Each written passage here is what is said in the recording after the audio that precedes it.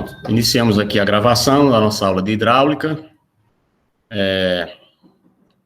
De verdade, ontem deveríamos tê-la da forma síncrona e hoje é assíncrona, mas infelizmente não foi possível, então a gente inverte aqui, como eu falei, procuramos fazer isso, mas com certa flexibilidade, porque as situações não estão das melhores, inclusive eu também não estou bem de saúde, infelizmente.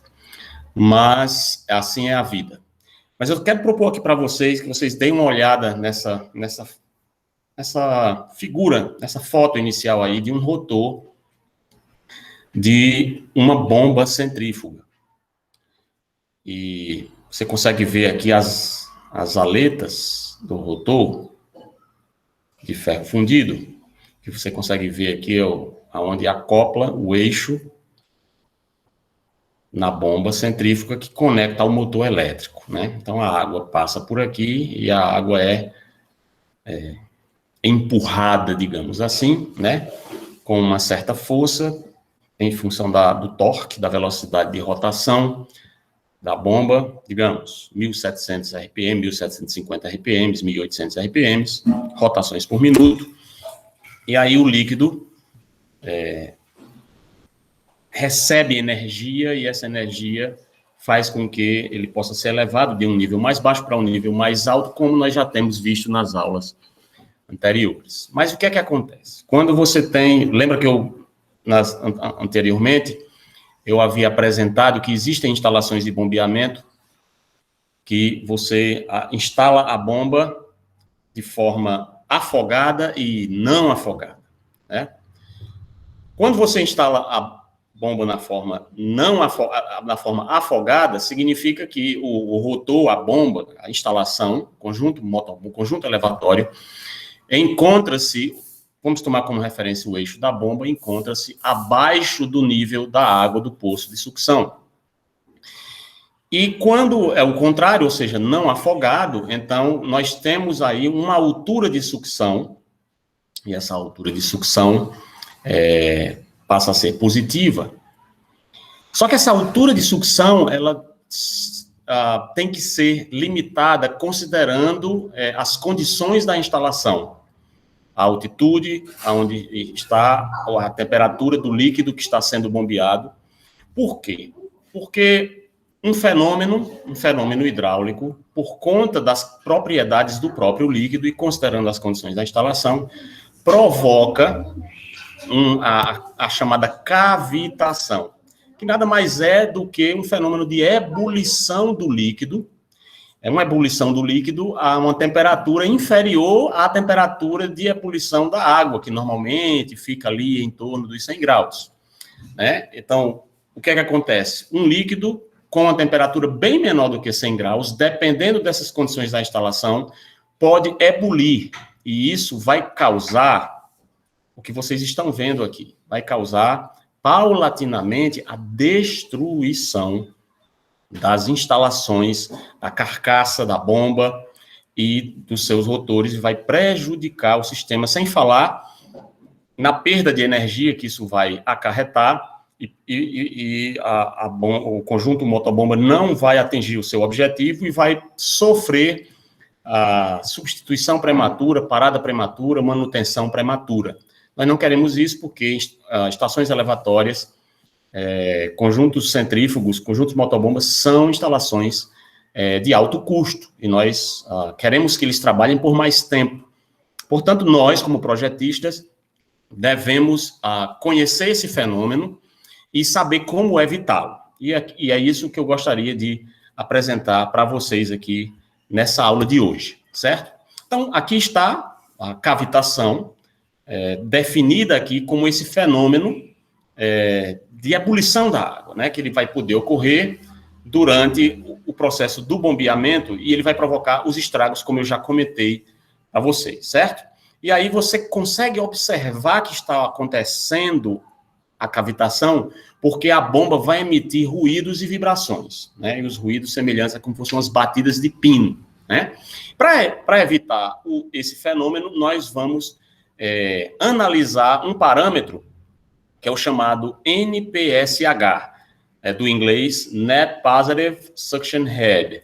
Então, você vai ter uma carga de energia líquida, uma carga, vamos dizer, um saldo ou carga positiva de capacidade de força de sucção, e você vai confrontar o NPSH, que é requerido pela instalação na forma como está ali no local onde você está projetando, e o NPSH disponível para aquelas condições de instalação. Então, você vai ter o NPSH, que é requerido pela bomba que você seleciona, isso certamente é um dado do fabricante, e o NPSH disponível, que é uma informação que você, em função das condições de instalação, estima através de um cálculo, né? Então, tratando dos dois NPSH, esse NPSH aqui, de modo genérico, refere-se a essa carga, energia, né, que sobra ou que é líquida, né,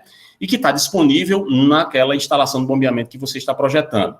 E essa carga aqui é a que vai permitir, nós estamos falando aqui da sucção. Lembra que a instalação ela se divide em uma fase de sucção do líquido e outro de recalque, né, de bombeamento, de elevação do líquido, digamos assim, de conferência de energia para fluir a uma dada velocidade até uma determinada altura, a altura manométrica total. Então, o que nós estamos tratando aqui na captação é relativamente à questão da capacidade de sucção do líquido por parte da instalação de bombeamento. Então, a ideia é de que seja possível succionar esse líquido, o fluido, né? E aí isso está relacionado, portanto, a essas grandezas físicas, como eu já comentei, portanto, fica, né, aqui relativas à instalação e relativas também ao fluido. E aí, esse NPSH, ele vai ser estudado por vocês, né, através da seguinte expressão. De modo geral, você vai estimar, através desses parâmetros aqui, o NPSH que está disponível. Então, esse NPSH que está disponível vai ser igual à altura da pressão atmosférica local, isso todo livro de hidráulica que você for consultar, inclusive eu recomendei lá no nosso Google Sala de Aula, que na BVU existem pelo menos uns 3 ou 4 livros e manuais de hidráulica diferentes, que você tem acesso e pode consultar, já que nós estamos com dificuldade de biblioteca, e a biblioteca virtual tem lá material da editora Blücher, né, Edgar Blücher, tem da Pearson, né, e eu acho que tem também o manual de hidráulica, isso é consolidado, né, todo estudante praticamente de engenharia civil e ambiental e sanitária no país estuda por Azevedo Neto, né, eu estudei no manual de hidráulica do Azevedo Neto, está disponível lá na instalação, só que quando eu estudei era no manual de hidráulica antigo, né, que é volume 1 e 2, hoje é só um manual único, consolidado, publicado ali pelo Sutia, né, que é o pupilo lá que levou adiante o trabalho de Azevedo Neto, que virou praticamente uma grife da hidráulica nacional, né? O livro é publicado com o nome José Martiniano Azevedo Neto, mas esse cara já faleceu faz tempo, né? E então hoje ele é publicado em memória por conta da fama que ele adquiriu e a expertise dele nessa área como projetista e professor e pesquisador nacional.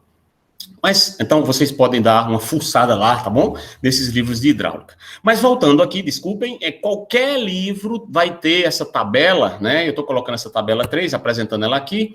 É a tabela da pressão atmosférica, que varia ali, né, em função da altitude. Então, no nível do mar, 0 metros, você tem aqui 10,33 metros por coluna d'água, ou 1.013 milibares, etc., né? Você tem...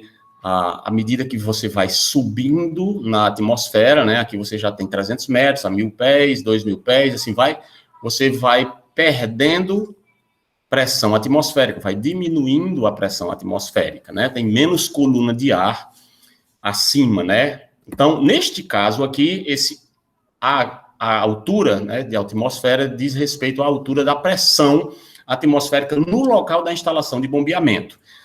Aí, esse valor aqui, você vai retirar uma série de parâmetros aqui.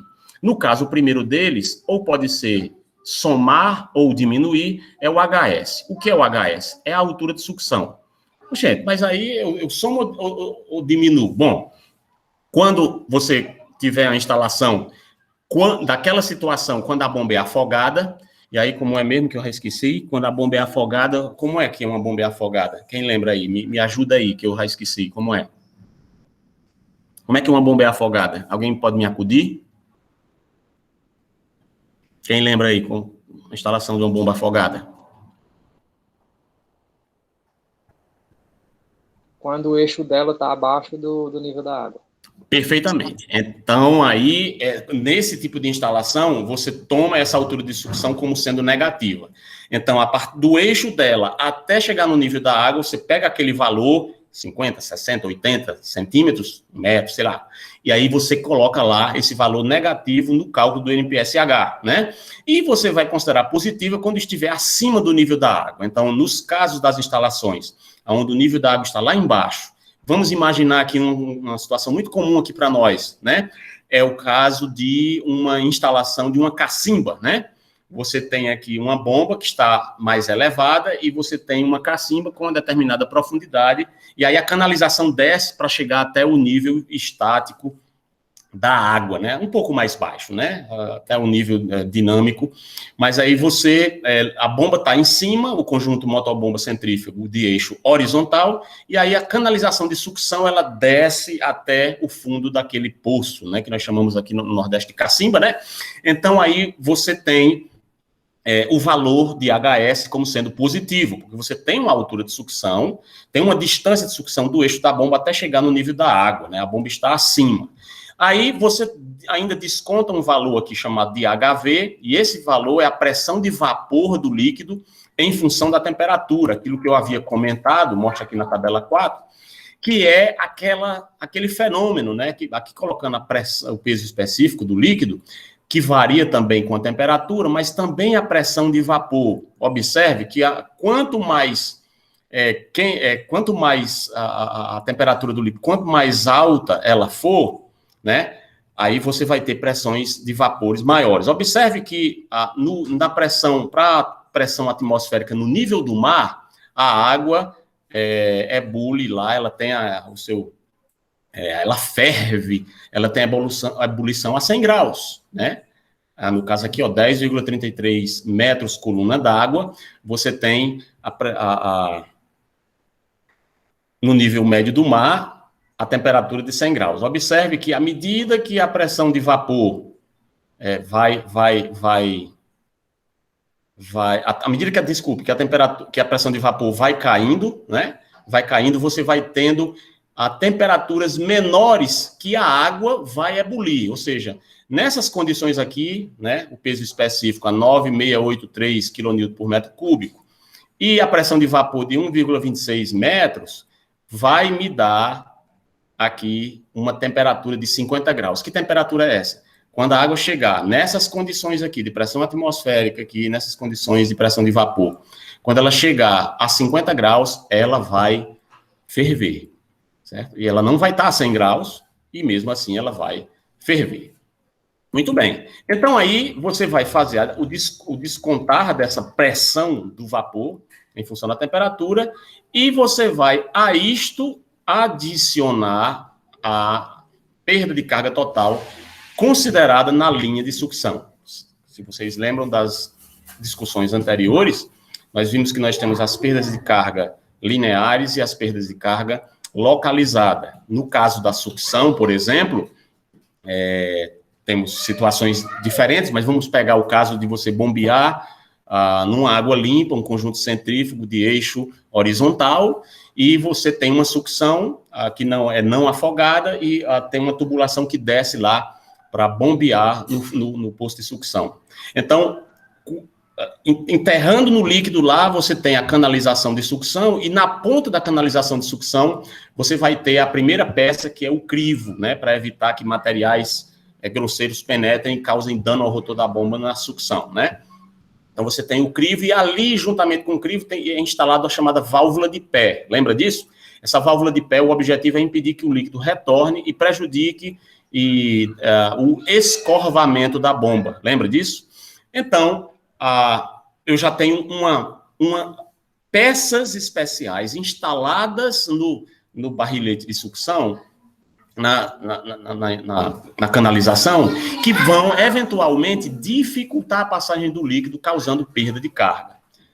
Agora, a tubulação, fora isso, você lembra até, curiosamente, né, que o simples fato do líquido estar no reservatório e adentrar na canalização, só isso por si só, a entrada causa perda de carga.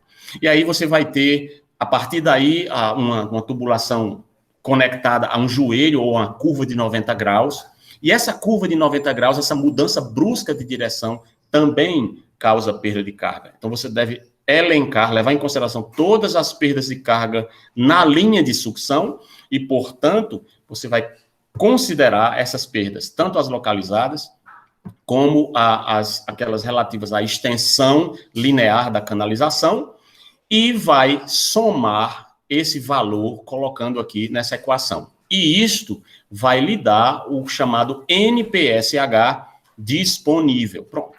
Então, aí você já tem o que você, na situação que você está projetando o seu sistema, o seu conjunto elevatório, a sua estação elevatória, naquelas circunstâncias in loco, né, na obra lá onde você vai estar implantando o seu projeto, ali você tem as condições de NPSH que estão disponíveis para o seu sistema. E agora, a sua função é, com base na seleção da bomba, com base na disponibilidade dos catálogos de fabricante que você quer escolher para poder colocar no seu sistema, no seu projeto e fazê-lo especificado para a construção, pronto, ali naquelas condições você vai avaliar o NPSH requerido. Requerido por quem? Requerido pela bomba. A bomba precisa ter aquele NPSH para ela conseguir dispor de energia suficiente para promover a sucção. Muito bem, confronta os dois. É aí que você vai fazer o seu trabalho. Então, o NPSH requerido é a carga energética líquida requerida pela bomba. Só um minutinho.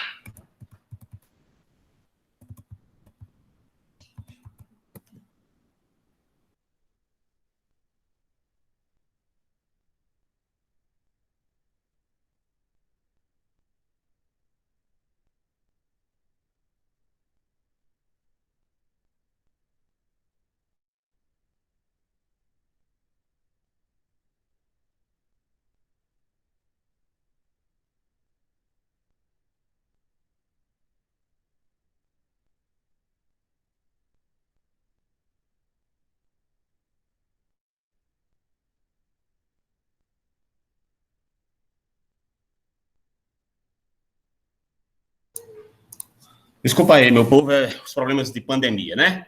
Então, esse negócio de home office também, quem inventou foi o cão. O NPSH, então, requerido, é cachorro latindo, é menina atrapalhando, é a vida.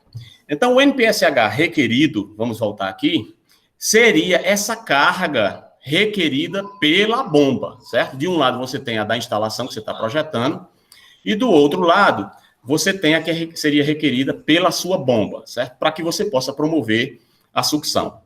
Então, esse NPSH aqui é uma coisa lá do fabricante, vai estar disponível para nós consultarmos por ocasião da nossa consulta aos catálogos dos fabricantes, certo? Então, observe o seguinte, a energia disponível na instalação para sucção vai ter que, evidentemente, ser maior do que o que a bomba precisa, maior do que o que a bomba pede. Então, o que é que vai acontecer? O NPSH disponível terá que ser pelo menos igual, né, e de preferência maior do que o NPSH que é requerido. Né? Então, caso contrário, nós vamos ter o problema da cavitação, ok? Então, a bomba requer a energia, ela diz, olha, eu preciso disso aqui para eu poder bombear. E aí, você diz, sim, então, o que é que eu tenho na minha situação? Minha situação é essa. Essa bomba atende? Não, essa bomba não atende. Ela precisa de mais energia do que o que eu tenho para oferecer aqui nas condições. E aí você tem a opção de alterar o projeto, se for possível, para que equilibre. Ou você pode, secundariamente, procurar, vamos dizer assim, uma bomba, né? Aí é outro catálogo, aí é outro fabricante, com outras características físicas, técnicas, que possam vir a atender à sua situação. Ok? Então, vamos lá. Vou só voltar aqui para o...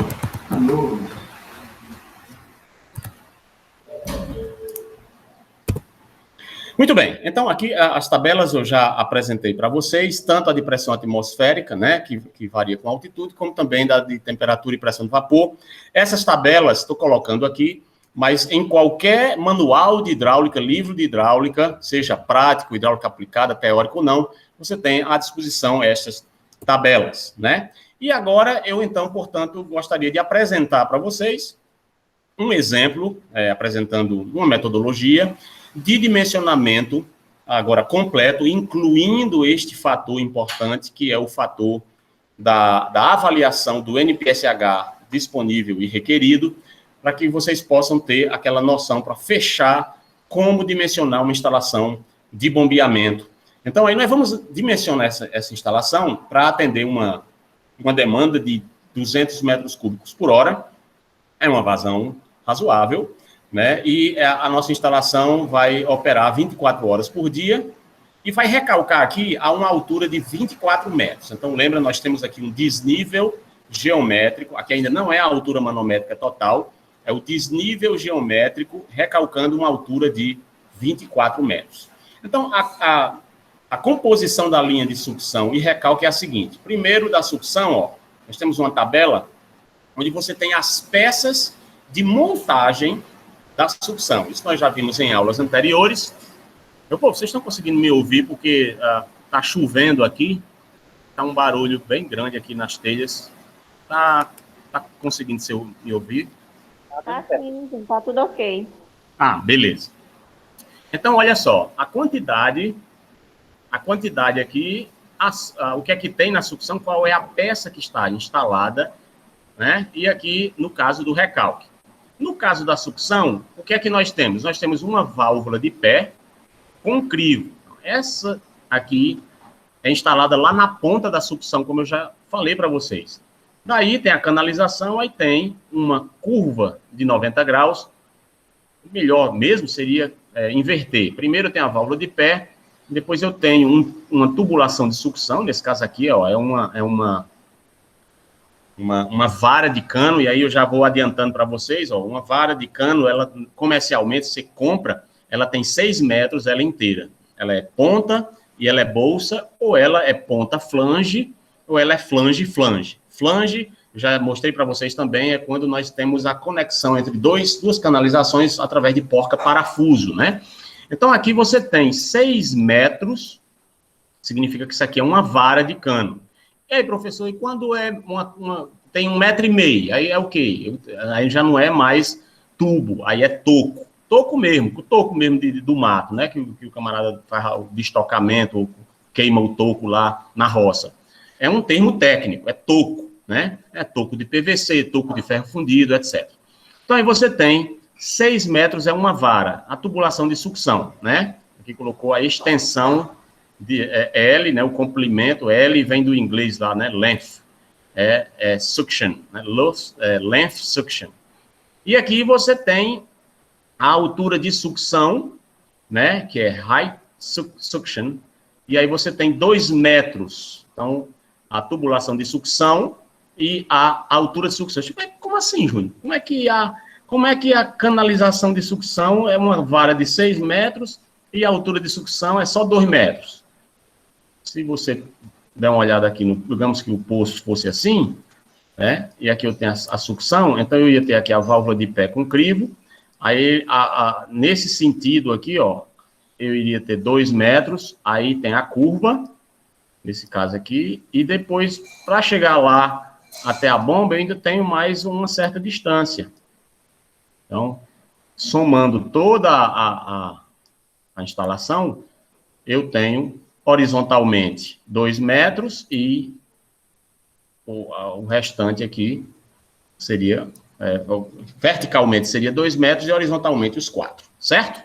Muito bem, então aí você vai lá e dá uma olhada no recalque. Assim que chega na bomba, você tem agora a conexão da sucção com a bomba, tem a carcaça da bomba centrífuga e você tem o bocal de recalque. Aí o que é que vai acontecer?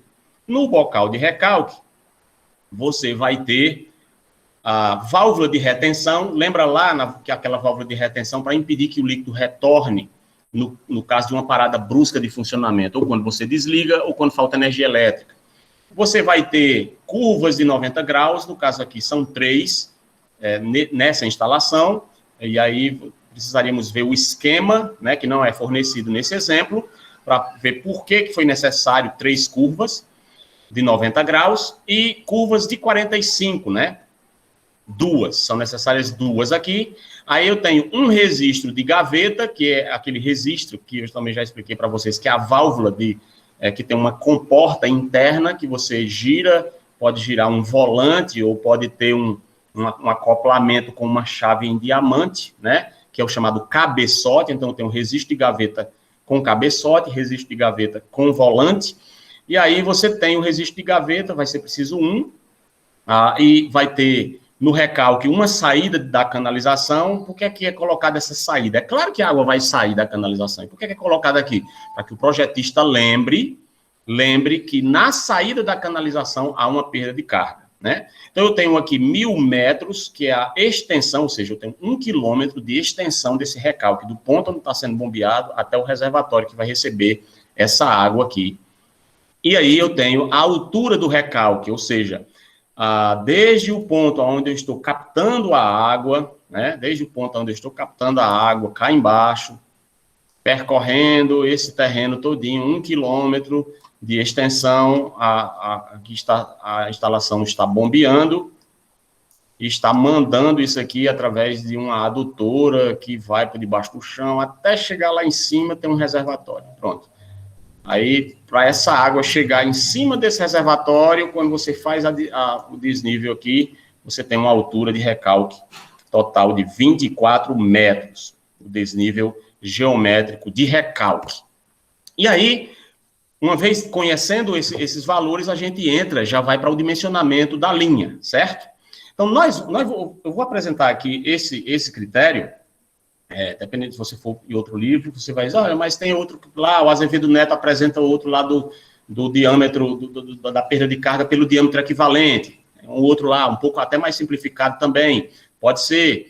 Mas se eu for lá no Luvolari, tem um lá que ele mistura Azevedo Neto e ele faz um cálculo lá, para encontrar a curva do sistema, né? Bom, aí de repente, para diferentes autores que você for, você vai encontrar métodos utilizando fórmulas diferentes, etc.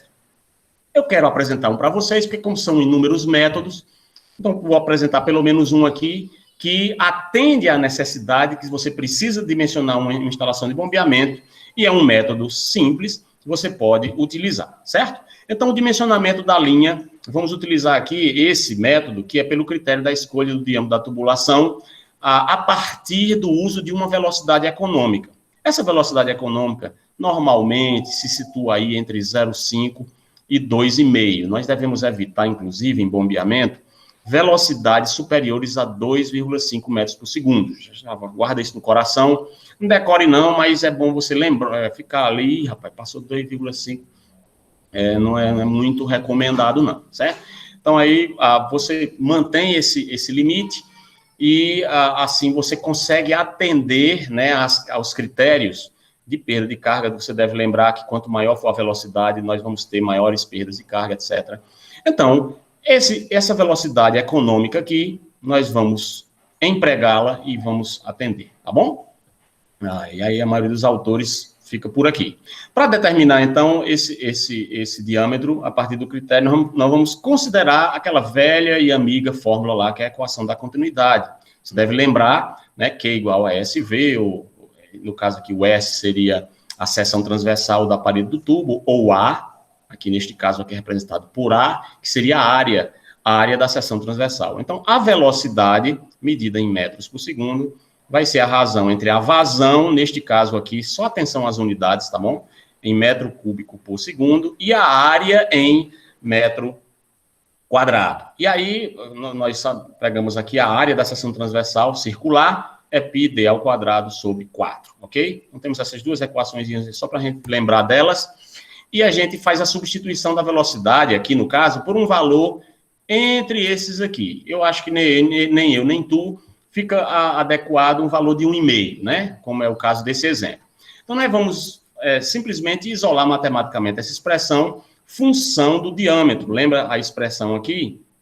Expressão 9, ela é função, para você ter a área aqui, o diâmetro está aqui, certo? Então, a gente já encontra o diâmetro com os parâmetros que nós temos disponíveis, né? Então, a partir desse valor calculado aqui, nós vamos empregar o diâmetro comercial que for imediatamente acima. Você calcula um diâmetro quebrado, certo? Quando você emprega fórmulas desse tipo, com π, com valores em metro cúbico por segundo, 0,037462448, que deu lá na calculadora, que você joga, dá um diâmetro de 217,8 milímetros. Isso não existe, né? Não existe 209,42, não existe. Então, qual é o diâmetro comercial que está naquela faixa? Então, neste caso aqui, o conveniente é que considerando o diâmetro comercial disponível nos catálogos dos fabricantes de tubulações, seja de PVC, seja de ferro fundido, do que for, né? Então, você vai considerar o valor do diâmetro comercial imediatamente acima para a tubulação de sucção e o diâmetro comercial imediatamente abaixo para a de recalque. E aí, assim, você vai adotar a velocidade. Neste caso nosso aqui, estamos adotando 1,5 metros por segundo. E nós vamos ter o seguinte, lembra lá, né? 1,5, que seria o nosso valor de velocidade. Aqui seria a vazão convertida de 200 metros cúbicos por hora para metro cúbico por segundo, né? Lembrando que um dia, uma hora tem 3.600 segundos, um dia 86.400, então aí 0,0556 metro cúbico por segundo, e vamos descobrir a área, bem fácil, não tem rabo do cão, não tem nada aqui, né? Então, a área é 0,0371 metro quadrado, certo? E isso aqui é dinheiro vivo no bolso de vocês, certo?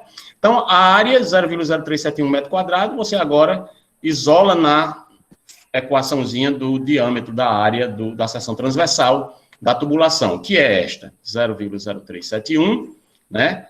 Π está fixo, D eu quero saber, e 4. Bom, o diâmetro aqui, nessas condições, vai dar em metros, 0,217 metros. E quando você vai lidar com tubulações, os diâmetros normalmente são dados em milímetros. Neste caso aqui, 0,217 metros, né? Vezes 1.000 aqui, né? 217 milímetros, convertendo de metros para milímetros. Não existe tubulação de 217 milímetros. Então, qual é a recomendação? Para o diâmetro de sucção, eu vou colocar um tubo do valor comercial acima, 250 milímetros. Para o diâmetro de recalque, eu vou colocar um valor comercial abaixo, 200 milímetros. Muito bem. Feito isso, eu vou agora fazer a seleção da bomba. Lembra que eu coloquei até um exercíciozinho para vocês fazerem, e aí a aula, postei a aula para vocês verem sobre como fazer a pré-seleção da bomba, né? Então, nós fazemos a escolha da bomba através do traçado da curva do sistema, né? Nós temos a curva do sistema, que é a curva do doutor e da doutora, né? A curva que é para cima, só para você lembrar. E temos a curva da bomba, que é um humildezinho para baixo, o trabalhador. Pois não, doutor, o que eu faço agora? Eu faço isso aqui, beleza, Valência? Tá bom, pode deixar, doutor, que eu faço, né? Então, aí ela desce. Então, o confronto das duas me dá um ponto, que nós chamamos de ponto de trabalho, certo? Então, o traçado da curva do sistema nós vamos fazer, e precisamos também fazer a avaliação, fazer as estimativas, o cálculo das perdas de carga, certo? No caso da sucção aqui, o diâmetro é o de 250 milímetros. Nós vamos ter o comprimento da tubulação aqui, lá na sucção, você deve lembrar, é 6 metros. A altura de sucção, 2 metros e mais 4. Aí, nas conexões, nós temos a válvula de pé com crivo. Qualquer livro de hidráulica, em função do tipo de material, ou em função, tem uns genéricos, tem uns até em função do tipo de material, depende do livro, você vai encontrar os valores dos chamados comprimentos equivalentes, ou L equivalente, ou LE. de cada peça especial de conexões, tubos e conexões de instalações, para ferro fundido, para PVC, para aço, né? E aí ferro galvanizado, etc. Então, você tem aqui, neste caso, válvula de pé com crivo e colocou aqui um comprimento equivalente de 65 metros. Ou seja, o que é esses 65 metros? Mas a instalação não é só 6 metros, esse negócio de 75, como é isso aqui? Não, entenda, isso é equivalência. Quer dizer que só a presença da válvula de pé com crivo aqui promove uma perda de carga equivalente ao que promoveria uma tubulação nesse diâmetro com 65 metros de extensão, certo? Curva de 90 graus aqui, só o fato da água mudar de direção a 90 graus aqui dentro de uma tubulação dessa, com a rugosidade, naquelas condições, já vimos a teoria, você teria aqui, equivale a como se eu estivesse acrescentando mais 4,1 metros de extensão nessa canalização. O comprimento total aqui, né, 69,1, é equivalente. Aí eu somo esse comprimento equivalente com os 6 metros, que é real, da tubulação. Lá na instalação tem 6 metros, 2 metros de altura e mais os 4 para chegar na bomba. Somando, perfazendo um total de 75,1 metros de comprimento equivalente relativamente às perdas de carga a serem consideradas na sucção. E aí eu posso empregar a fórmula de Hazen-Williams, né, para obter a perda de carga na linha de sucção. Se eu pegar aqui a tabela 2, eu já apresentei para vocês, nós temos aqui os valores de C, que é aquele valor que leva em consideração a rugosidade do tubo para promover a perda de carga, né? E aí você tem, dependendo do material, diferentes valores de C, né? Então, aqui nós estamos pegando aqui ferro fundido, do tipo novo, e estamos utilizando 130. C é adimensional, C 130. Então, aí você aplica na fórmula, né? Nessa fórmula aqui, nós vamos ter 4 vezes a vazão, dividido da fórmula mesmo, 0,355 vezes π, vezes o C, 130, vezes 0,25, que é o diâmetro que nós selecionamos para a sucção em metros, no caso aqui 250 milímetros, equivale a 0,25 metros. Detalhe, não coloque o valor calculado, é o valor que realmente vai ser empregado na instalação projetada. Levado a 263, que é o preditor aqui, e todo esse catatal é levado a 1,852. O J calculado vai dar 5,26 vezes 10 a menos 3 metros de perda de carga para cada metro de extensão da canalização. Portanto, a perda de carga que vai ser observada na sucção vai ser 5,25 vezes 10 a menos 3, que é esse valor aqui, vezes a extensão, que inclui o equivalente, 75,1, e no final das contas eu vou ter uma perda na sucção de 0,40 metros, ou seja, 40 centímetros de perda, eu vou ter, né, aproximadamente 2 palmos, 40 centímetros de perda na sucção, lembra aquela brincadeira, né? Se você não levar isso em consideração, nos cálculos da sua instalação, e não prever isso, quando o governador apertar o botão lá para inaugurar, a água não bombeia, né? E vão ficar lá todo mundo lá morrendo de vergonha, e você está lá em cima do palanque também. Quem foi que projetou? Foi esse cabo aqui, né? Foi essa dona moça aqui. Cuidado, né? Levando em consideração a perda de carga. Muito bem. À frente, nós temos agora, já resolvemos a sucção. Para frente, agora nós temos o recalque. O recalque ficou com um diâmetro de 200 milímetros e o comprimento da tubulação é 1 quilômetro, 1.000 metros. E, né, ao longo dessa extensão dessa canalização, considerando os comprimentos equivalentes das peças especiais, das conexões, nós temos uma válvula de retenção leve, né, 16 metros, realmente é leve, né, às vezes a válvula de retenção pode chegar até 100 vezes o valor do diâmetro em termos de perda de carga. É absurdo, né? O peso, digamos assim, da válvula de retenção do líquido para impedir o retorno. 3 curvas de 90, então, portanto, você vai ter 3 vezes o valor que cada uma representa, vai dar 9,9, ou seja, cada curva perde 3,3.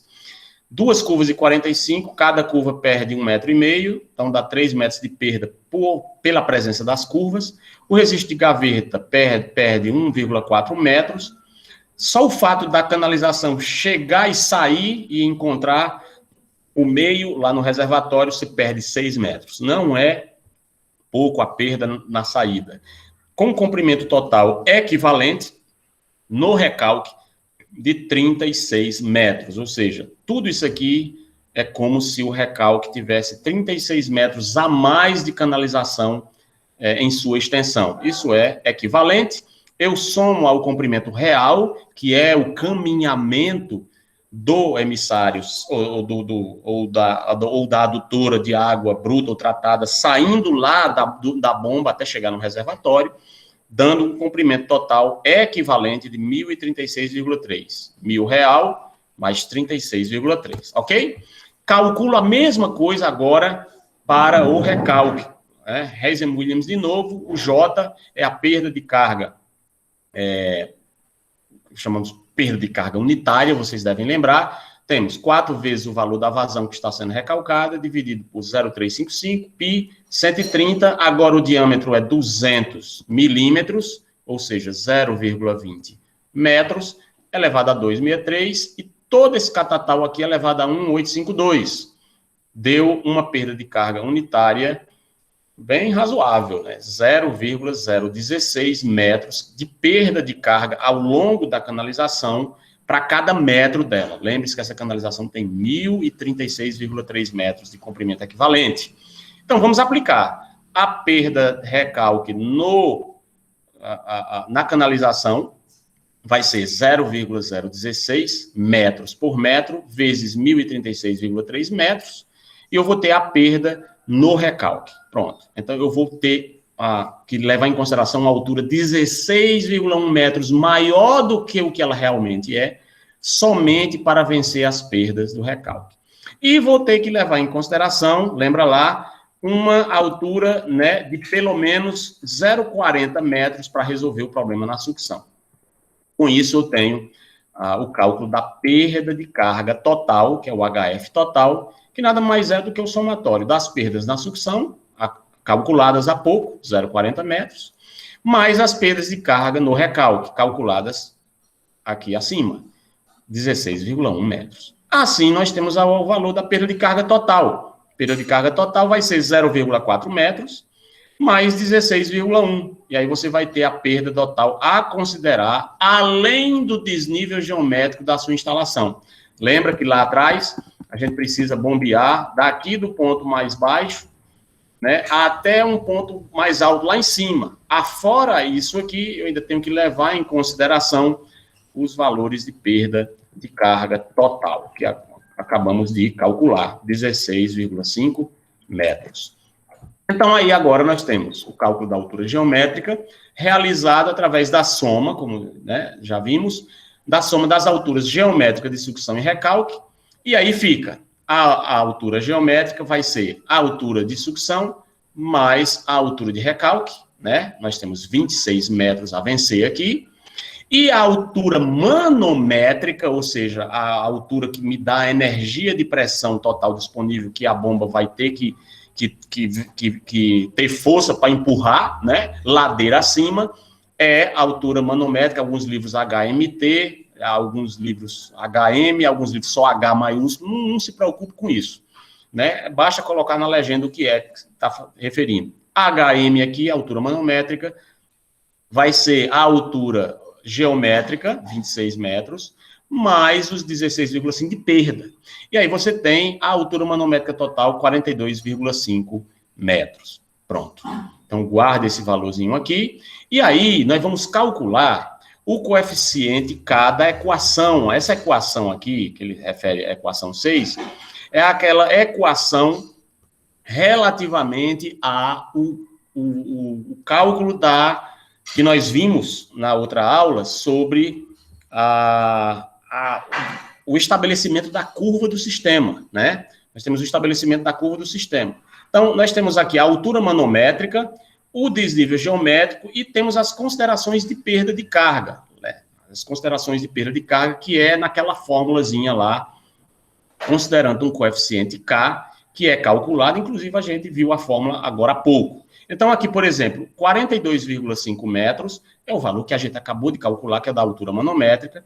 26 aqui, ó, eu preciso descobrir o K. 26 aqui é a altura geométrica. Eu quero descobrir quem é K. Nas condições da instalação de recalque num diâmetro de 200 milímetros, e isso é elevado a 1,852. O K aqui deu 9,04 vezes 10 a menos 4. Então, a minha equação do sistema vai ficar de que forma? A altura manométrica vai ser 26, que é o HG, né? Mais a perda de carga, né? Então, eu tenho aqui aquela fórmula, HM é o HG, mais K vezes Q elevado a N, né? Seria o formato aqui, né? Nós estamos nada mais, nada menos do que colocando o conceito. Ora, a minha altura manométrica tem que ser o desnível geométrico que eu tenho a vencer, mais as considerações de perda de carga da instalação, senão o líquido não chega lá. É o que nós estamos fazendo aqui nessa fórmula. E aí, essa fórmula aqui será a que nós utilizaremos para criar a curva do sistema a fim de estabelecer a seleção da bomba. Então, nós temos HM, 26, mais 9,04 vezes 10 a menos 4, vezes a vazão, no caso aqui em metro cúbico por hora, elevado a 1,852, sendo o HM que é o resultado em metros. Aí, com os dados que nós estamos obtendo, certo? Você tem HM e você tem a vazão, você utiliza um gráfico de pré-seleção. Na verdade, você monta um gráfico, você atribui valores 0, 10, 15, 20, você atribui valores à sua vazão, à sua altura manométrica, e aí você vai, você vai calculando, você atribui valores de vazão e você vai calculando os valores da altura manométrica em função dessa vazão. Então, você tem essa planilha, e com essa planilha você monta um gráfico e você vai ter a curva ascendente, que é a chamada curva do sistema, né? E aí nós utilizamos esse gráfico aqui para fazer a pré-seleção da bomba, certo? No caso aqui do livro, né? Eu tirei, né, do livro. Então, nós encontramos aqui, neste caso aqui, ele pegou aqui o catálogo da Mark Peerless para bombeamento de água limpa, né? E aí ele pegou a bomba RO. Lembra que no catálogo anterior eu mostrei ali um gráfico de pré-seleção com famílias de bombas com as especificações, aí tinha RO, RM, sei lá, e a nomenclatura que é do fabricante, certo? E aí você escolhe a que for mais adequada à situação criada. Então, o modelo escolhido aqui nesse exemplo do projeto é o RO16, com diâmetro do rotor de 310 e rotação de 1.750 RPM. Olha aqui, ó, o gráfico HM versus vazão da curva característica, você vai traçar essa curva, né, através dessa vazão. Então, você pega ali, coloca aqui, atribui valores à vazão, 0, 50, 100, 150, 200, 250, 300, etc. E aqui você, pelo modelo que você acabou de encontrar os valores, você, função da perda de carga, que você calculou aqui, você encontra as respectivas alturas manométricas, né? E aí, você vai estabelecer o chamado ponto de trabalho, que nós já vimos, só para fixar, é o encontro dessa curva do sistema que nós estamos montando aqui nessa tabela, com a curva da bomba lá do catálogo do fabricante, da família de bombas pré-selecionada. Então, através dessa figura aqui, você tem o trabalho da bomba, e aí nós temos aqui o trabalho da bomba, o ponto de trabalho é 215 metros cúbicos por hora, e a altura manométrica 44. E vocês devem lembrar que o nosso ponto de projeto é só um pouquinho diferente, é 200 metros cúbicos por hora, e a altura manométrica 42,5, que a gente, inclusive, acabou de calcular aqui, né? Como é que a gente vê isso? A gente vê isso aqui no próprio gráfico, certo?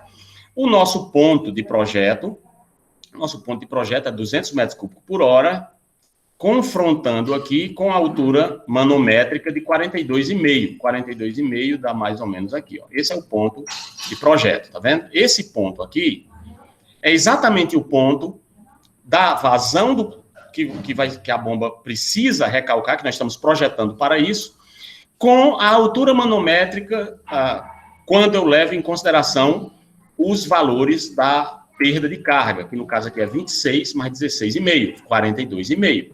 Então, esse valor aí que está em vermelho seria esse ponto de projeto. E o ponto de trabalho é a intersecção, é um pouquinho mais para cá, ó, tá vendo? É agora onde está, que é a intersecção entre a minha curva de característica do sistema interseccionando com a curva da bomba, né? Então, você vai ver aí que, neste caso, vai ter um valor aí de 215 metros cúbicos por hora, ou seja, um pouquinho maior, e uma altura manométrica de em torno de 44, certo? Muito bem. Então, aí você observa que eu tenho aqui a curva característica do sistema, esta daqui, subindo, que você nota, quanto maior a vazão, maior a altura manométrica, diretamente proporcional. Já a bomba, ela tem essa limitação. Quanto maior a vazão que você precise bombear, você vai ter alturas manométricas menores. Essa bomba pode até recalcar aqui 370 metros cúbicos por hora, mas ela só vai conseguir empurrar essa vazãozona, esse caudal, até no máximo 23 metros coluna d'água. Ela não vai poder chegar lá a 48, né?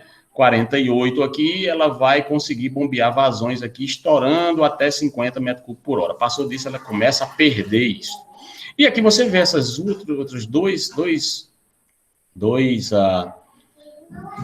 essas outras duas linhas como sendo as curvas de rendimento dessa bomba.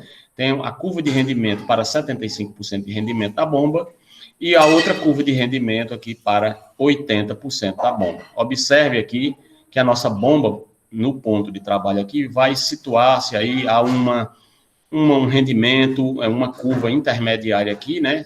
Seria várias curvas entre 75% e 80%. Você teria uma curva aqui mais ou menos aqui em torno de 77%. Ok? 76%, 77%. E aí, todo o catálogo do fabricante não só apresenta essas curvas aqui, e aí vocês vão ver que você vai ver mais de uma curva dessa daqui, né? Por quê? Porque cada curva de bomba também, para a mesma bomba, com rotores diferentes ou com rotações diferentes, você pode ter diferentes curvas da bomba. Mas a curva do seu sistema, que é calculada por você, é essa daqui. Essa aqui não tem no catálogo do fabricante. Essa é uma curva que você monta e você sobrepõe a sua curva à curva da bomba que você está selecionando, certo? Nesse caso aqui, além da curva característica do sistema sobreposta à curva da bomba no catálogo, você tem... Isso, softwares já fazem isso para nós, sabe? Alguns fabricantes disponibilizam softwares muito interessantes e eles já fazem a seleção, a pré-seleção e a seleção do conjunto elevatório para as características que você informa lá, certo? Só tem que tomar cuidado de que você informe as características certas, para que você não selecione o conjunto elevatório errado. Não, mas foi o software. Não, foi você é o engenheiro. Quem assinou o RT não foi o software, foi o engenheiro, certo? Então, se liga aí. Além daquela curva, colegas, nós temos essa curva aqui, que é a do NPSH confrontado, o NPSH requerido, o disponível com o requerido, certo? Então, no caso aqui, o NPSH requerido aqui está em função da vazão. No nosso caso, nós temos uma vazão de projeto aqui de 200 metros cúbicos por hora a recalcar. Então, qual é o NPSH que é requerido da nossa instalação nessas condições para bombear uma vazão de 200 metros cúbicos por hora? Você vem aqui, ó, e você vai encontrar um valor aqui de 0,82468, 0,8 metros. Então, você tem a instalação, a sua bomba requer pelo menos 0,8 metros de NPSH de capacidade de sucção para ela poder entregar a água lá, chupar, né? Chupar a água dali e empurrar no recalque para essa vazão de 200 metros cúbicos por hora. E aí você vai agora verificar se o NPSH que está disponível lá na sua instalação, naquelas condições de instalação, estão adequadas para essa bomba. Pronto, confrontar os dois valores. Já vamos fazer isso. Mas antes de fazer isso, nós vamos calcular a potência necessária dessa bomba e nós já vimos em aulas anteriores, que é a potência da bomba, P ou N, o que você quiser, né? Então, aí você tem a potência da bomba, nesse caso aqui, em cavalo vapor, Você tem o peso específico do líquido, né? 1 litro, 1 quilo, 1.000 quilos por metro cúbico. A vazão, aqui neste caso, você entra em metro cúbico por segundo. A altura manométrica seria aquela que nós acabamos de calcular, nós consideramos a altura geométrica, né? Você tem a altura de sucção mais a altura de recalque, mais as perdas de carga. E você tem aqui o 75 do modelo, né, para cavalo vapor, vezes o rendimento. Nesse caso aqui, o rendimento decimal. Como nós vimos na figura, né, eu já tinha mostrado para vocês, o rendimento vai ser obtido ali na curva característica.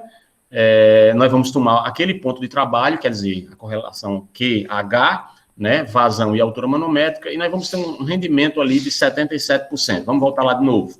Ó, o ponto de trabalho está aqui, ó, interseccionado entre essa curva que desce e essa que sobe, e dá mais ou menos aqui. Aí eu tenho a curva de 75, 76, 77, 78, 79, 80%. Então, aqui vai ter aproximadamente 77%. Se você disser, professor, 76,5%, não está errado não, entendeu? Porque a coisa ali é uma interpolação ali gráfica, né? Então, aplicando-se a fórmula para o cálculo da potência aqui, é só a aplicação da fórmula, nós temos, né? 1 litro, 1 quilo, 1.000, vezes a vazão em metro cúbico por hora, 0,0555 metro cúbico por hora. Desculpe, que metro cúbico por hora, Júnior? É metro cúbico por segundo, né? Vezes 42,5 metros de altura manométrica total, dividido por 75, vezes o rendimento decimal, no caso 77%, 0,77. Deu uma bombazinha mais ou menos, né, meu povo? Digo, também é uma vazão expressiva, 200 metros cúbicos por hora, 200 mil litros bombeados em uma única hora, é água para danar. 40,9 cavalos vapor, certo? Então, aí temos já o valor de cálculo, né, e você vai procurar o motor comercial que satisfaria esse valor, né? No caso aí, o motor elétrico comercial de valor mais próximo seria o de 45 CV. Um valor, lógico, né? Tem potência igual ou maior a esse que foi calculado, certo? E aí, agora nós fechamos com o cálculo do NPSH. Tudo muito bonito, bomba selecionada, mas será que essa bomba selecionada consegue resolver o problema nas condições da instalação? É aí onde entra o cálculo do NPSH, né? O Net Positive Suction Head. Então, nós vamos lá. O NPSH requerido vai ser obtido lá na curva característica correspondente. Nós já acabamos de ver isso, né?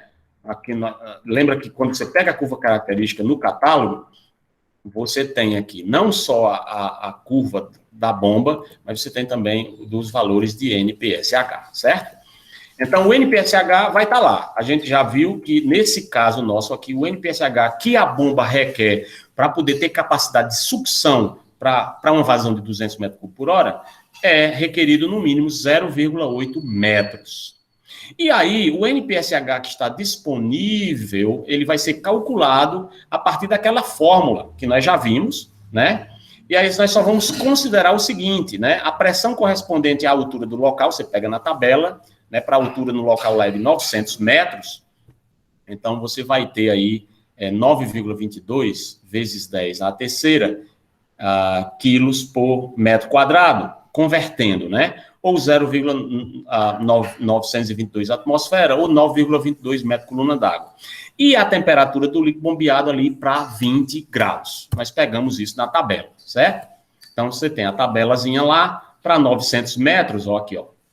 9,22 metros, que é a mesma coisa que 0,922 atmosfera ou 9,22 10 à terceira. Então, aí você tem o NPSH disponível, que vai ser verificado para essas condições aqui. Lembra lá do modelo? O NPSH disponível vai ser o valorzinho, né, da pressão atmosférica local, da tabela 3, menos o HS, que é a altura de sucção, que no nosso caso aqui, como é centrífugo de eixo horizontal, né, e nós temos uma altura de sucção de 2 metros, portanto, nós não temos uma bomba afogada, é uma bomba não afogada, e, portanto, o valor aqui vai ser positivo, né, positivo. Lembra que aqui era mais ou menos, nesse caso aqui, aliás, negativo? quando a bomba está afogada. É positivo, então está acima do nível da água. Eu acho que esse negócio aqui está errado, viu? Está errada essa conta aqui, viu? Ó, se liga na missão. O livro erra também, né? Eu tirei do livro, agora que eu estou vendo, viu? Que bom que a gente viu, porque é melhor ver agora do que quando o governador ligar o botão, né? Então aqui você tem que... Oi? Ele não tem um jogo de sinal aí, não? Estou enganado. Tem outro menos aí. Deixa eu ver. Como é? O jogo de sinal de... Mais com menos é menos, né? Verdade, colega, verdade. Verdade, verdade. Tá aqui, ó, HM menos, né? Menos com mais menos. Obrigado, doutor. Você é chique mesmo. Ah, acaba bom. Então, beleza. Então, vai dar certo, o governador vai receber o líquido lá quando ligar o botão. Então, o HV aqui, pressão de vapor, não é? A gente consulta a tabela 4 para pegar. E, então, a gente faz as contas, né? O H, a ATM aqui, a pressão atmosférica nós vimos aqui, né? 0,922, ou 9,22, 10 a menos 3, dividido pelo peso do líquido nessas condições aqui, para a temperatura de 20 graus ele é diferente, não é 1 quilo, 1 litro, na tabela 3, e deu um valor de 9,23 metros. O valor aqui da perda de carga que vocês devem lembrar, lá na sucção, lá, a perda de carga na linha de sucção, quando a gente calculou os equivalentes todinho, deu 0,40 metros, né? 40 centímetros. Né? E a altura de sucção não é o comprimento total da sucção, lá era 6. É só no sentido de elevação, a altura, né? Que compõe o desnível geométrico, a altura geométrica, né? Da instalação de bombeamento. Então, o HS vai ser 2 metros. Portanto, a gente completa aqui o cálculo do NPSH disponível, vai ser 9,23, mas não é verdade, rapaz, que é mais ou menos aqui, menos com mais da menos, beleza, 9,23 menos 2, menos 0,25, menos 0,4, e aí você vai ter 6,57. Bom, esse valor aqui você vai estar confrontando com o que o NPSH lá, que a bomba quer, que a bomba pede, senão ela não consegue succionar. Eles, olha, me dê 0,8 no mínimo que eu resolvo. Eles, não, beleza, eu tenho disponível 6,57. Então, somebody love, né? O NPSH disponível é 6,5 e é muito maior, que bom, não é? É muito maior do que o que é requerido. A bomba bichinha é humilde, né? Lembra, né? Que ela se abaixa lá na curvinha dela. 0,8 metros. Pronto, então, neste caso, nós não teremos problemas de cavitação na instalação. Júnior, se eu fizer as contas e for lá ver cá, mudar, pegar um catálogo, pegar um fabricante, pegar uma bomba, pegar outra, for lá, vai lá, vem cá, não conseguir todo mundo dar problema de cavitação, o que é que eu faço? Então, aí você vai ter que afogar essa bomba e verificar as condições da bomba na forma afogada ou diminuir o seu comprimento de sucção, né? Porque muitas das vezes o comprimento de sucção aí pode causar esse problema, né? Então, a instalação vai estar naquela altitude, não tem jeito, então você vai ter que dar seus pulos técnicos aí para poder fazer a sucção acontecer, ok? Então, meu povo, assim fica e nós fechamos a nossa instalação. No nosso caso aqui, seria uma instalação semelhante a essa, que seria uma instalação de uma bomba centrífuga de eixo horizontal. Então, eu tenho, lembra lá as partes, tem um motor elétrico, eu tenho aqui a bomba, o eixo é horizontal acoplado aqui com o rotor da bomba acoplado com o motor elétrico, assentado o conjunto elevatório em um berço, né, chamado berço do conjunto motobomba em concreto, e você tem aqui o conjunto motobomba centrífuga e o barrilete de recalque, aonde logo após a passagem da bomba, que você pode verificar aqui, né, você tem, aí nesse caso aqui, dá para se ver claramente que essa bomba está afogada, né, diferente da nossa instalação, né, a bomba está afogada. Neste caso aqui, como é que eu sei disso? Porque o eixo da bomba está entrando aqui nessa parede, com certeza ali atrás eu tenho um reservatório, né, então está bombeando aqui, está levando para um local mais alto, para um reservatório elevado, né? Era o caso de eu ter aqui uma instalação semelhante a essa, a seguinte configuração. Eu tenho aqui o reservatório no nível do terreno, e aí em algum local lá, a 1 quilômetro de distância, eu tenho um reservatório elevado que vai distribuir para a cidade. Então, eu coloco a minha instalação da bomba aqui, e ela vai bombear isso aqui, né? Vai chegar aqui, vai até chegar lá no reservatório, né? E entregar 24 metros mais alto, né? Aí, quando soma as perdas de carga, tudo deu aqueles 42,5. Então, aí você tem a instalação, vendo as peças que se constituem na prática, né? Logo após a saída, né, do bocal de recalque aqui, você tem, neste caso aqui, uma válvula de retenção.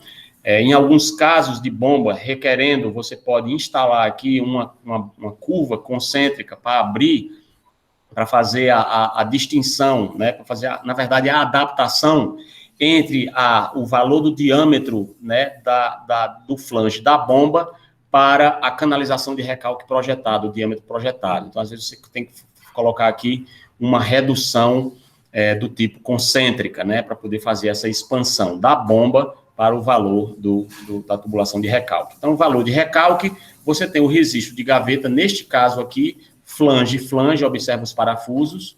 Então, você tem aqui um registro de gaveta do tipo flange com volante, né? Francis Gleason pega aqui e gira essa roda para a esquerda, né? Para fechar a comportazinha que está aqui, ó, que se movimenta nesse sentido aqui, abrindo ou fechando a passagem do líquido e girando em sentido horário para a direita aqui. Não, nesse caso aqui, quando você fecha horário, ele vai fechar a comporta. Quando você faz anti-horário, ele abre, ele puxa a comporta. Ok. E aí você tem o registro de gaveta, nesse caso, registro de gaveta flange com volante, ferro fundido, né? FOFO é a designação técnica para ferro fundido, né? E aí você tem aqui uma curva de 90 graus, flange, observa os parafusos, porca-parafuso, flange, ferro fundido, e aí, mudando a direção, aparece aqui a figura do toco, tá vendo? Ó, ele tem menos de 6 metros, então eu tenho aqui um toco, flange, com extensão, aí tem que medir aqui para ver, daqui para cá, né?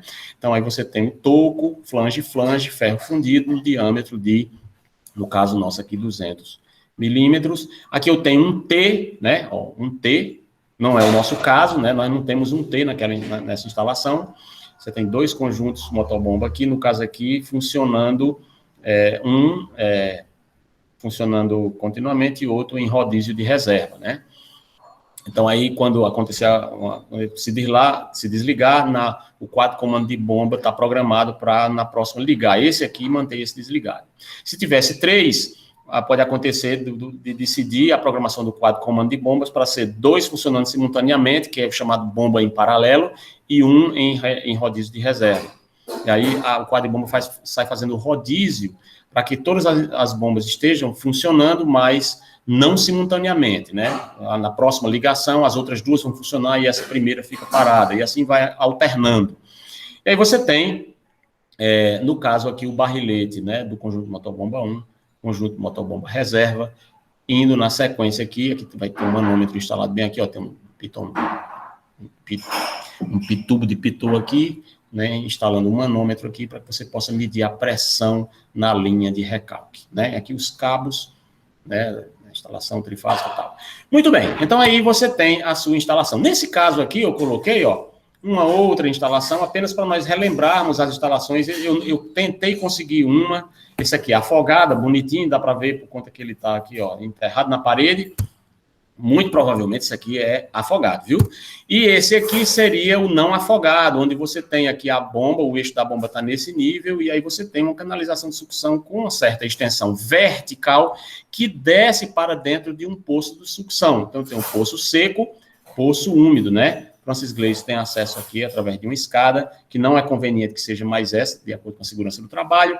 Tem que ser uma escadazinha mesmo, com corrimão, bonitinha, feita lá de concreto, tal, dentro da casinha de bombas da estação elevatória. E eu tenho aqui as bombas, né? Isso aqui é um desenho artístico, né? Negócio. E aí você consegue ver, o que só queria chamar a atenção, era para o bombeamento.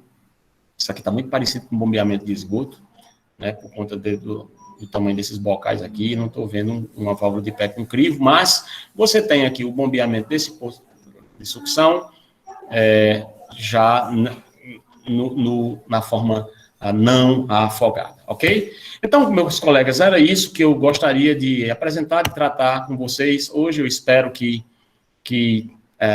tenha sido útil essas informações para vocês. Eu coloquei lá um exercíciozinho, então vocês tentem, né, a partir desse exemplo e a partir das aulas aí, tentem fazer esse exercício. É só receber a reclamaçãozinha, né, ok? Vocês colocaram aqui o nome, só receber a reclamaçãozinha, não é reclamação, é uma sugestão, né, da doutora, que colocasse lá para poder vocês colocarem, porque vocês não estão conseguindo, inserir os trabalhos, né, lá não está conseguindo anexar, isso é verdade, né?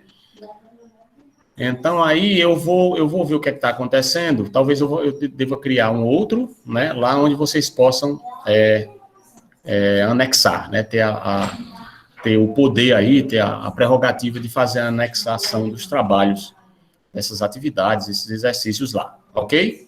Então, tentem fazer esses cálculos e qualquer dúvida, qualquer coisa, eu estou à disposição, vocês podem entrar em contato comigo lá no PebZap. Tem um PebZap de hidráulica, não tem? Sei que eu tenho um PebZap das disciplinas, e agora estou com dúvidas se tem um PebZap de hidráulica. Deixa eu olhar aqui. Deixa eu ver aqui. Projeto... não tem de hidráulica, né? Tenho de todas as disciplinas, menos hidráulica. Meu povo, o PebZap de hidráulica é basicamente um hangout no Gmail, lá no e-mail institucional, que aí eu acho que eu tinha falado para alguém criar aí e me convidar para a gente entrar. Então, vocês ficam com o WhatsApp para falar mal de mim, né? E a gente ficaria com o PebZap para a gente ficar em contato, né? Já que eu não uso a ferramenta WhatsApp, então eu ficaria com esse hangout, que aí eu estou aqui online, estou dando minhas aulas, estou preparando material aqui, estou organizando, etc. E estou online, e aí você pode estar online ali e, de repente, entra lá, e aí, professor, aí dá uma dúvida aqui e tal, etc. A gente já teve casos de eu parar aqui um minutinho e a gente entra ali, faz até um Google Meetzinho com a turmazinha, com a equipe que está com dúvida em alguma coisa, e a gente tenta ajudar, ok? Seria uma forma de fazer.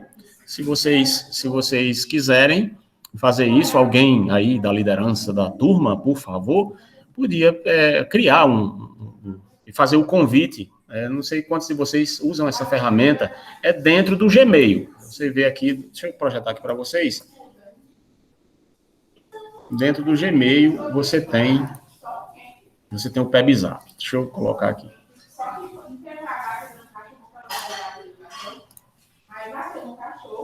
Ó. Tela PebZap.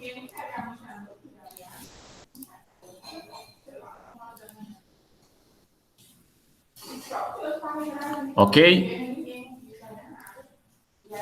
Ó, aqui eu estou mostrando a tela do meu e-mail e vocês vejam aqui do lado, ó, tá aqui o mouse, tá aqui, ó.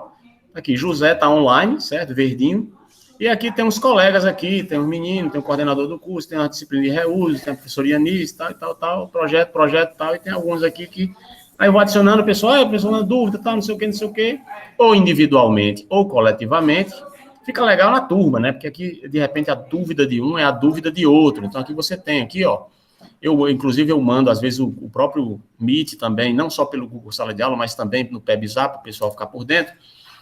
E dúvidas, a gente vai tirando. Acontece, professor, eu queria tirar uma dúvida aqui, tal, etc. A gente rapidinho ali cria um Google Meet, né, com aquele pessoal, eu mando ali, o pessoal entra, e eu abro aqui uma lousazinha digital e a gente sai tentando organizar as coisas, né? E aí colaborar conforme puder.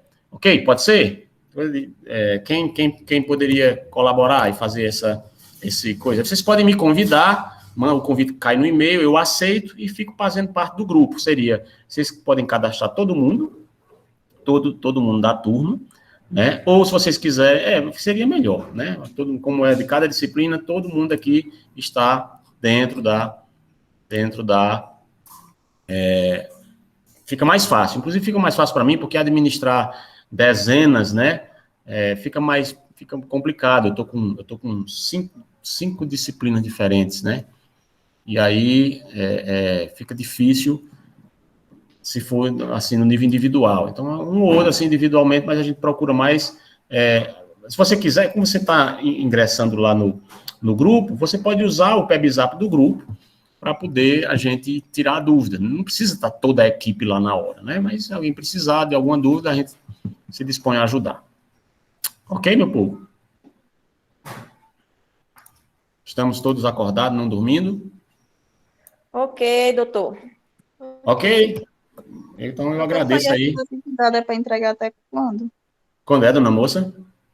Essas atividades que o senhor vem passando. Pois vai é, entregar até essas quando? atividades todas que eu tenho passado, a proposta é recebê-las até o final da etapa, né? O final da etapa já é próxima semana, né? Então, todas essas que vinham passando, eu vinha colocando, não vinha nem recebendo elas. Eu até disse, olha, pessoal, fica aí flexível para vocês, né? Não ficarem aí, tem que entregar na semana seguinte, muita coisa, etc. Porque algumas dessas atividades não dizem respeito àquela questão da presença, tudo, né? E outras, e na verdade outras mesmo, o objetivo é mais para vocês se meter com o negócio, para mexer, melar a mão e ver se dá certo, se não dá. Então, nesse caso aqui, seria o caso de fazer a atividade mesmo, aprendizado mesmo, né? E também tem que ter essa coisa aí da presença. Seria até o dia 14, porque a gente já fecha uma etapa e já tento colocar as notas aqui, para que a gente siga na N2, já pensando só na N2, certo? Então, seria até semana que vem. Ok? Quarta-feira, então. Quarta-feira. Quarta-feira, dia 14. Para não dizer, não sei o que, dá certo até o final da semana, tá bom? Vocês poderiam postar ali até na quinta-feira ou até na sexta-feira. Agora, passou da sexta-feira em diante, fica ruim, porque aí eu já preciso pegar esse material, computar esse material, porque lembra que tem alguns que eu estou pagando dinheiro, lembra lá? Tem uns que eu estou pagando dinheiro e não é pouco não, hein? Quem ganhou, quem fez vai ganhar dinheiro, né, Catiana? Eu já tenho aí 10 mil na conta. Olha aí, quem sabe, entendeu? Então vamos ganhar dinheiro, meu povo. Vamos simular agora, que é para quando a gente sair daqui saber como é que faz lá. Ok? Isso aí a gente já tinha estabelecido bem de antemão mesmo, né? Ok? Mais algum questionamento e tudo, a gente pode encerrar agora. Eu acho que eu não aguento mais falar, nem vocês aguentam mais me ouvir, né? Ok, até mais, professor. Ok, dona moça, pois eu agradeço aí a paciência, a atenção, espero que tenha colaborado, viu? Grande abraço. Vou fechar aqui a gravação. Ok, tchau, tchau.